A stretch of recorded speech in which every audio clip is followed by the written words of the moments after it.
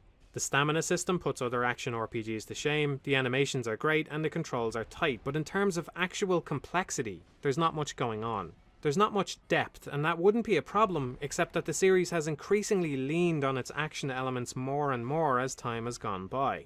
You go in, you learn the moveset, maybe you die a few times along the way until you know the boss's moves like the back of your hand, then you dodge past them, punish at the right times, and win the battle. It's perfectly serviceable gameplay, but doing it 20 times in one game is just excessive. So, let's talk about the story, and as we go through it, I'll talk about some of the main bosses which come up along it. I've never really understood a lot of the intricacies of the Souls games, because I know for a fact a lot of that is based on hidden lore I will never understand. But I think Sekiro was easy enough to understand, with some detailed elements that you could read into if you're interested. And to be honest, I was more understanding of the overall themes of Bloodborne's story than the actual narrative, and it's the game that interests me the most personally. I'm sorry to say, Elden Ring's story starts off exactly as you'd expect a Dark Souls game to start, setting up several main characters, an overarching mission to become Elden Lord, and this dreadful narrator. Oralu, chieftain of the Badlands. The character we play as is known as a Tarnished, a being that's been exiled from the world. Only upon the Elden Ring being broken are we called back to the lands between, with our mission being to retrieve the shards of the Elden Ring and become Elden Lord. So after that you're let loose, but your overall aim is based on tracking down the Shard Bearers, the demigods who now hold the Elden Shards. But overall there's 12 mandatory bosses you need to beat, and I'll talk about all these briefly right now. Just a reminder, all of my takes here come from my own experiences with these fights, and I'll try my best to remove any hardships out of the equation when judging them. First, there's Margit, which I've already mentioned. It's an excellent starting boss, leading you nicely into how a lot of bosses are going to take you on, and also preparing you for multi-phase bosses right from the get-go. Some of his attacks are easier to notice, but others require more attention to not get hit, and you'll want to be paying full attention, as getting trapped in attacks like his sword combo or his huge hammer slam could make a very quick death. Next, there's Godric, who isn't that visually different from Margit, with a similar build, armor, and attacks. But I'd say he's a lot more gross, being covered in these snatching hands, and not to mention his second phase, where he pulls the head off a dragon and uses it against you. Godric once again has prolonged combos, wind-up attacks, but a considerable amount of AoE attacks. And for those who don't know what that means, it's essentially an area that's created where you can get damaged, as opposed to just a normal slash from a weapon. I'd say he's slightly harder than Margit, as you'll have to adjust more to his increased range, but once you learn what's quite a small number of attacks, you should be fine to dodge between these fairly large windows. The next two bosses are fairly underwhelming though. We have the Red Wolf of Radagon, that has a fairly small health pool, and several attacks that are pretty easy to manage. This boss introduces magic attacks that you'll need some foresight to dodge, although they don't deal huge amounts of damage anyway. My one issue with this fight is a problem that's become increasingly prevalent in Souls games. Although the fight's not a huge challenge, there's certain attacks where their wind-up animation just completely disappears. I don't know what it is that triggers this, but I don't feel there's a way you can appropriately dodge an attack that will hit you in a couple frames. It's really strange, because the wind-ups are there, but they just sometimes don't happen. Renella is another boss I don't find too impressive either. It starts off as a gimmick, where you need to attack several of the enemies surrounding her to weaken her shields, which ultimately I just found to be boring, with no real challenge in this first segment. But unlike some previous bosses like the Deacons of the Deep from Dark Souls 3, her second phase can be genuinely challenging, especially if you're not accustomed to dodging these delayed magic attacks she likes to throw. She is prone to losing her poise, so you'll be able to get some good damage off when you find a window to attack. The area we get transported to is downright gorgeous as well, being heavily reminiscent of Rom the Vacuous Spider's arena. We even get another phase within this second phase, where she calls on spirits to help her, but these can be quite easily avoided due to the large area we're fighting in. I wouldn't say it's a hard boss really, but one that could take a few tries if you're unprepared. We then get a spirit version of Godfrey, but that's simply a precursor to a more fleshed out fight against him later. And after that we need to face Morgott, the true identity of Margit. He's got a lot of the same attacks from the first fight, but is considerably more agile, dashing around the arena and laying down multiple strikes with his sword. At this point in the game, the level of damage damage that bosses start giving out is insane, and leaves little room for mistakes. One combo from this guy could kill you straight away, so it's important to attack and heal only when you know it's definitely safe. The second phase is where things get even more extreme, with some brand new combos with his hammer, an increased reliance on his spear, and also a fire effect on his sword which can create an explosion. This makes one challenging boss, although there is a way you can cheese him. Keeping him at a distance will cause him to frequently throw his daggers and the spear, giving you a very large window to get some hits off. Talking of the spear, this is one of the fights where some of the hitboxes seemed extremely off to me. Everything's fine for the most part, but his charging spear attack just felt really wrong to me. He basically gets you trapped in the attack if the tip of the blade makes any contact with you, which I suppose is fine, but it felt like it activated too early sometimes. But if you dodge out the way of that attack, there's also a high chance that the final hit he does will also hit you, despite you being completely out of the way. The only thing I could say is that perhaps his body's damaging you, but that doesn't apply to any of his other attacks, so I don't know. Then there's the fire giant, which has to be one of the worst bosses in the game. It's such a shame because the area you fight in and the sheer scale of the giant itself is jaw-dropping. But ultimately, every attack from this guy is so obvious to notice from a distance, but once you get up close, you can't see anything, so you're basically dodging out of instinct. And that's even if you need to dodge at all, as when you're up close, most of his attacks will miss you anyway. It reminded me of Shadow of the Colossus a lot, and specifically how that game excelled with these ginormous bosses, as this fight's just so wrong. Don't mistake its size for difficulty. Depending on how you're leveled, it could just be a slog to get through. The cutscene for the second phase is so brilliant though, revealing a huge eye and mouth in the giant's stomach, and this time introducing fire to his attacks. The only thing is, he also removes one of his legs, making this second half arguably even more annoying. There's two reasons for this. One, because in the first half you at least had a very obvious weak point to focus on, dealing substantially more damage than anywhere else. And two, because this guy's only got one leg, he spends a huge amount of the fight just rolling around, which once again isn't threatening but just annoying. He also shoots out these incredibly slow fire attacks, which are so easy to dodge I couldn't consider them a threat. Ultimately, it comes down to endurance. This guy takes a lot of damage, and despite having very dodgeable attacks, if one lands on you, you're going to potentially die. So really cool design, very boring boss. Despite apparently not being an essential boss, I just want to mention the Godskin duo here, as these guys arguably gave me the biggest roadblock in my first playthrough. Now I'm not sure how to feel about this boss, because there's a part of me that absolutely despises it. You've literally just got two bosses that were initially separate, constantly spamming the same attacks over and over, with a blatant and shallow attempt to mirror Ornstein and Smo, despite working much worse, considering elements like how they walk at the same speed and have some bullshit attacks. But at the same time, I can't deny overcoming this challenge was one of the most satisfying moments in my entire playthrough. As I mentioned earlier, I did this by respecking my character and using my own intuition to find a way around the boss. If you see that as cheesing the boss, I kind of understand, because ultimately I don't know if having a boss that I was pretty much incapable of beating with my normal build and skill level is something that should be common in these games. But discovering their weakness to bleed and then actively using that against them made me feel like I'd overcome a challenge that once seemed impossible. That's a case with a lot of these final bosses, but I'd say the Godskin duo handles that aspect the worst. We then have Malekith the Black Blade, which was another unbelievably difficult roadblock. I'm not a fan of this guy's first phase, as it takes a long time to get through, and isn't that difficult. He'll constantly fling rubble at you, and the best approach ultimately is to just wait for him to perform certain attacks, like his long wind-up swipe, or this projectile where he kicks up the floor. The first half can take quite a while to get through, which could potentially lead to some tedium in relation to the second half. It's the second phase where things get incredibly difficult, and in some aspects a tiny bit unfair. The fight becomes much more rapid, as Malekith is agile, dashing and jumping around the arena, usually while shooting these projectiles at you. I really like this second segment, and I think its only drawback is how slow the first phase is, which makes it a chore when you almost inevitably die to this guy repeatedly. His attacks are incredibly punishing, pretty much killing you in almost 1 or 2 hits, so your dodging's got to be on its A game. Despite being fast, there's also very clear moments to either attack or heal, but these always lead into punishing attacks, so you can't just wail on this guy and hope for the best. I also don't really like the burn effect his attacks put on you, with every single one applying it. I think it'd be okay if it just took your health down to a certain point, but having it actively kill you just feels like bullshit. We then have the final 3 bosses, which all take place around the Erd Tree, and also happen to be arguably my favourite encounters in the entire game. First up, there's Godfrey, who we already battled earlier, but but this time he's a lot stronger. Despite that, I think the first phase is actually quite manageable, with some very blatant attacks, and a rhythm that you can easily tap into. His AoE attacks are the only parts which may give you some trouble, with the first one coming after an extremely long wind-up, and every subsequent one being thrown rapidly at you as he kicks the floor. I almost see this first half as a fake-out, as it would actually be quite an easy fight if it was just this, but transitioning into the second phase is where things get batshit insane. Godfrey transforms into Horaha Lu, where things just go full anime, with this guy darting at you and using his bare hands to fling you around the arena. His attacks are some of the most visually stunning I've seen from a boss, quite literally beating you to a pulp in mid-air. This phase is a lot more difficult, as he's not only faster, but due to the removal of his axe, he now has a completely different moveset, and one that deals an insane amount of damage in rapid succession. It's one of those fights where it might seem initially impossible to gauge when to attack, but certain moments like his slam to the ground, and perhaps dodging out the way of his grabs, do lead to small moments where you can get offensive. Overall, an incredible boss, and I'd be just as happy to have this as the final fight. But then we get Radagon of the Golden Order, possibly my favourite fight in the entire game, and as you can probably assume due to my constant reference to the flow state, that's mainly why I love this one. I don't think there's anything unfair or tedious about this fight. It just seems so tightly designed, and stays far away from having any kind of ridiculously large health bar, or having certain attacks constantly spammed at you. The biggest problem you'll have with this fight is the sheer amount of damage this guy gives out, and with almost every attack becoming an AoE in his second phase, you could find yourself very overwhelmed very quickly. The designs of these last two bosses are also very impressive, with both of them having this emphasis on golden light, with the rune inside Radagon particularly standing out as an excellent portrayal of this once feared god now being weak and damaged. It's a fairly difficult fight starting out, but when you become accustomed to what certain hammer swings mean, and how you can capitalize on these to get a large amount of damage off, you shouldn't have much of a problem. This decrease in difficulty is most likely due to the second boss you have to fight straight after this, the Elden Beast. Now this is easily one of the most compelling enemies in the game, with the transformation of the arena also being outstanding. It's just a shame that much like most other large boss fights in these games, the actual fight is rather underwhelming. There's not much I can really say, because just like the fire giant, when you get up close to attack, you can barely make out when and if he's even attacking. He does like to move away though, where he'll shoot down beams of light from the sky, which you need to run away from. He'll also do large sword swipes while shooting out projectiles, and also some explosive attacks. There's not really a second phase to this fight, but once you get his health halfway, there'll be a temporary ball of energy that'll follow you around and deal damage. Having this as the final fight is appropriate in terms of story and design, but I just wish the fight could have been better. So that's all the main bosses, and overall I think they're pretty good. We've got a few stinkers in here, and I think by including the optional bosses, Elden Ring might have the dodgiest selection out of any FromSoft game, but to be honest, they're more of a continuation on the style of bosses in Dark Souls 3, as opposed to any return to some of the more interesting fights in games like Demon Souls. And in case you forgot, this section also included the story, not the lore, but the plot.